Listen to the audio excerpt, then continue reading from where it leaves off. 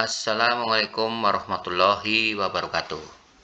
Alhamdulillah kita ketemu lagi. Sehat-sehat semuanya anakku? Alhamdulillah sehat ya.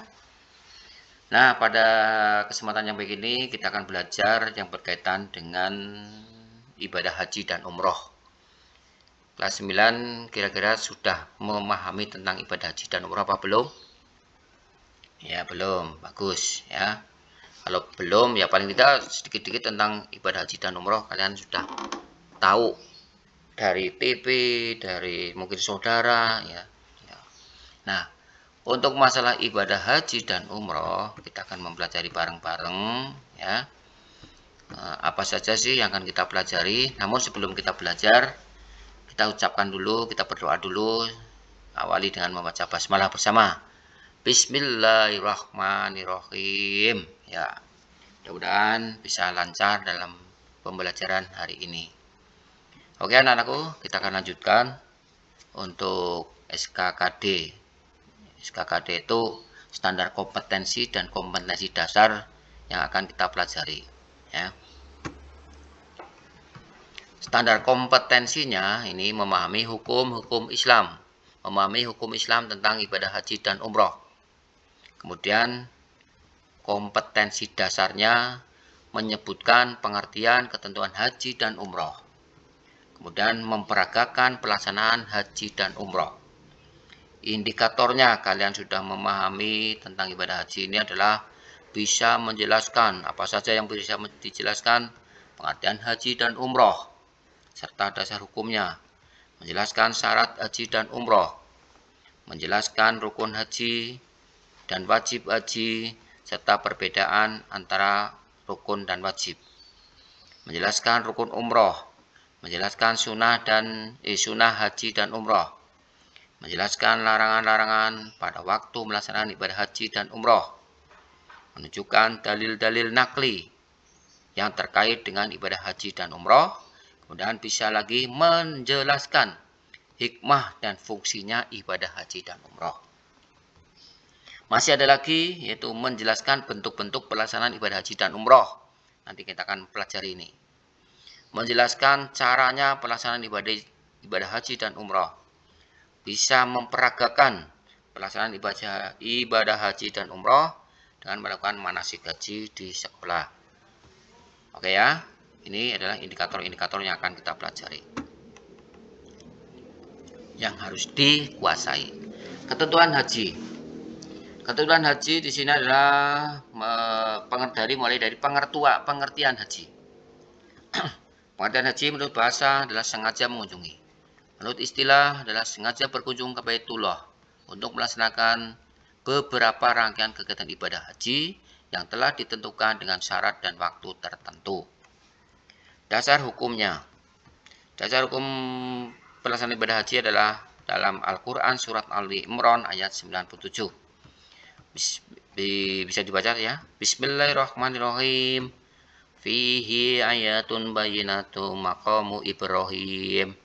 Faman dakhalahu kana amina. Walillahi 'alan nasil hijjul bait. Man istata'a ilaihi sabila. Faman kafara fa innallaha ghaniyyun 'anil 'alamin. Shadaqallahul adzim. Ini adalah dasar untuk pelaksanaan ibadah haji ya. Selanjutnya nanti bisa dilihat di buku juga artinya ya, ataupun di Al-Qur'an. Kemudian syarat ibadah haji. Syarat untuk seorang pergi haji adalah hanya ada 5 ini. Hanya 5 loh ya. Nah, kira-kira kelas 9 ini sudah memahami apa belum ini ya? Sudah artinya memenuhi apa belum? Nah, 1 beragama Islam jelas, balik sudah dewasa sudah, berakal sehat ya, mampu, kuasa jasmani dan rohaninya. Nah ini jasmani dan rohaninya mampu ya. Merdeka, bebas, tidak sedang dihukum, tidak sedang ditahan ya.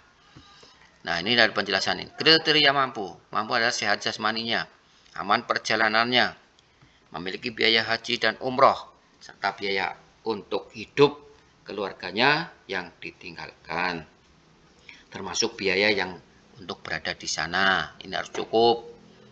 Jangan sampai di sana puasa terus, atau yang di rumah kelaparan, nggak ada yang bisa dimakan, nah, karena nggak punya duit. Nah, selanjutnya bagi perempuan harus disertai dengan muhrimnya, ya, bisa suaminya, bisa orang tuanya, kakak adiknya, ligla, atau dan lain-lainnya.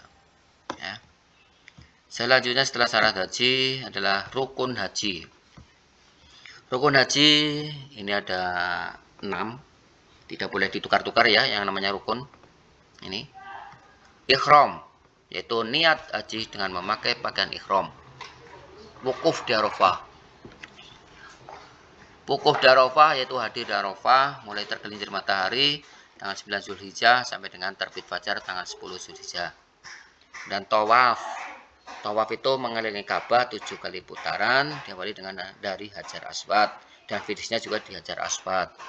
Sa'i, lari-lari kecil dari Sofa ke Marwah. Ini bentuk bukit tapi bukitnya tidak seperti bukit yang ada di sini. Di sana itu bukitnya itu udah di dalam gedung.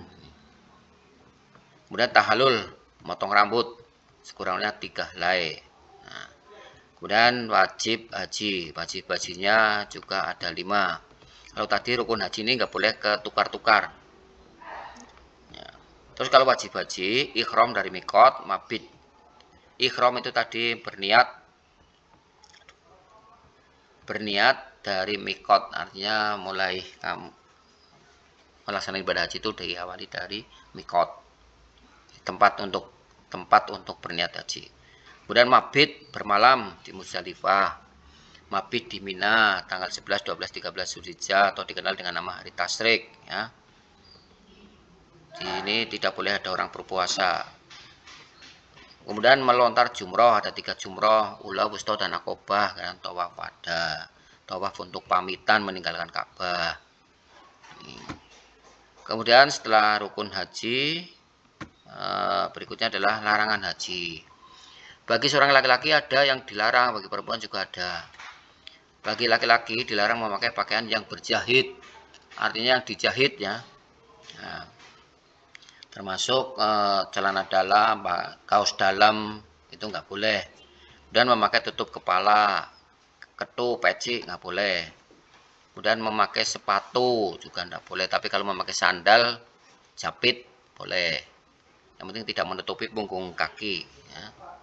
Kemudian larangan bagi perempuan memakai tutup muka, memakai sarung tangan. Ya.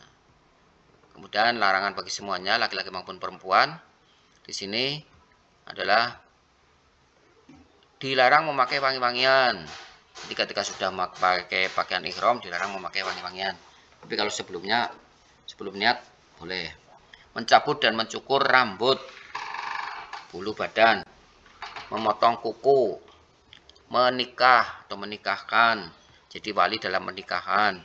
Bersetubuh setelah tahlul pertama juga belum boleh. Sesudah maupun sebelum tahlul pertama belum boleh, ya. Berburu atau membunuh binatang buruan yang halal di tanah haram. Jadi di tanah suci nanti tidak boleh di Mekah, ya, tidak boleh mateni apapun, membunuh apapun. Ini. Kemudian setelah larangan bagi laki-laki bagi perempuan adalah dam. Dam itu artinya dendanya, ya.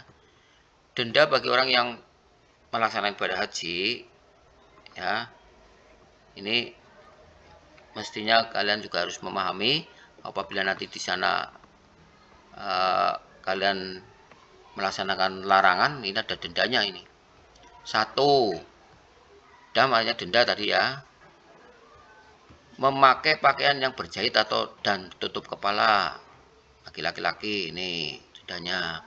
Termasuk memakai wangi-wangian, mencukur rambut, potong kuku. Ada berapa dendanya? Menyembelih seekor kambing, atau berpuasa 3 hari, atau bersedekah sebanyak 9,5 liter makanan pada 6 orang fakir miskin. Kemudian dam bagi seorang yang melakukan persetubuhan sebelum tahlul pertama. Menyembelih seekor unta, waduh ini, atau seekor sapi, atau 7 ekor kambing. Sedekah makanan kepada fakir miskin, seekor unta, kan? Nih, berat banget nih kan. Jadi jangan sampai melakukan ini dulu ya, walaupun dengan istrinya. Nah, kemudian berpuasa yang namanya dihitung dengan seekor unta. Harga seekor unta. Nah, tiap 0,8 kilo puasa 1 hari. Nah, padahal unta itu beratnya sampai 200 kilo ya. Ini dibanyak lah. Berikutnya adalah dam karena berburu atau membunuh binatang di tanah haram. Menyembelih binatang yang sejenis dengan binatang yang dibunuh atau diburu. Nih, bersedekah kepada fakir miskin sebanyak harga binatang yang dibunuh. Puasa yang namanya dihitung harga binatang yang dibunuh tadi. 0,8 kilo sampai dengan 1 hari. Ini kalau misalnya tadi membunuh kambing, nah, itu ya. Ya dihitung kambing itu berapa kilo. Nah, setiap 0,8 kilo itu 1 hari. Kemudian ada lagi dam karena mengerjakan haji dan umroh dengan cara tamatu dan kiron. Satu, menyembelih binatang seekor kambing yang sah untuk kurban. Berpuasa 10 hari. 3 hari di Mekah sana dan 7 hari di tanah asal atau di negeri sendiri. Dam karena terkepung, terhambat dalam perjalanan dan tidak dapat melanjutkan pelaksanaan ibadah haji dan umroh adalah menyembelih seekor kambing. Oh, ya. Jadi kalau tidak sampai ke sana karena ada perjalanan terganggu, ada peperangan atau ada apa, ini menyembelih seekor kambing. Berikutnya ketentuan umroh. Umroh menurut bahasa ziarah atau berkunjung. Dan menurut istilah berziarah ke Baitullah dengan cara tertentu tapi tidak terikat oleh waktu, jadi kapan saja boleh. Ya. Dasar hukumnya ini ada Al-Hajju Ashurun ya. Surat Al-Baqarah ayat 197. Ini bisa dibaca itu. Syarat umroh itu sama dengan syarat haji. Jadi sama dengan tadi. Ya. Syarat umroh sama dengan syarat ibadah haji. Rukunnya ada 5. Kalau tadi rukun haji itu ada 6. Ikhram, tawaf, sa'i, tahallul, dan tertib. Dan kalau wajib umroh juga ada 2 ini. Kalau ini tadi dihajikan banyak. Di wajib umroh itu ada ikhram dari mikot, menjauhkan diri dari segala larangan umroh, sebagaimana dalam larangan ya dalam ibadah haji. Dan sunah umroh yang disunahkan dalam umroh adalah sama dengan ibadah haji. Larangannya juga sama ya, larangan haji sama dengan larangan umroh atau larangan umroh sama dengan larangan ibadah waktu ibadah haji. Kemudian ini bentuk-bentuk pelaksanaan ibadah haji ini ada 3 anak-anak ya. Haji ifrad yaitu menunaikan ibadah haji terlebih dahulu baru kemudian umroh. Haji tamatu menunaikan ibadah umroh terlebih dahulu kemudian haji ya. Kiron itu menggabungkan menunaikan ibadah haji dan umroh sekaligus dalam satu rangkaian amalan haji. Paham ya ini ya? Jadi haji ifrad, tamatu maupun kiron. Nama istilah ibadah haji. Hikmah dan fungsi haji dan umroh. Hikmahnya memperkuat iman dan takwa pada Allah SWT, menumbuhkan semangat berkorban. Jelas ini karena jelas untuk pergi haji sekarang dananya banyak sekali. Minimal itu untuk pembayaran saja itu 35 juta kalau tahun sekarang. Mempererat ukhuwah Islamiyah antara sesama muslim dari seluruh dunia. Mengenal tempat-tempat bersejarah seperti Ka'bah, Bukit Sofa, Marwah, Sumur Zamzam, dan Hajar Aswad. Ini tempat-tempat sejarah. Dan perwujudan solidaritas Islam yang tidak dibatasi oleh suku, bangsa, ras, warna kulit, dan negara. Jadi ini orang Islam semuanya berkumpul di sini untuk melaksanakan ibadah haji. Tidak ada perbedaan asal bangsa negara, asal rasnya, sukunya, termasuk warna kulitnya ya. Nah, saya kira itu saja dulu anak-anak. Untuk ringkasannya kalian bisa lebih paham lagi nanti kalau kita baca ya dari buku paket, itu juga sudah banyak. Kemudian silakan nanti kalian lebih rajin lagi untuk belajar ya. Dan mari kita akhiri pembelajaran ini dengan baca hamdalah. Alhamdulillahirabbil alamin. Bila itu aku hidayah. Wassalamualaikum warahmatullahi wabarakatuh.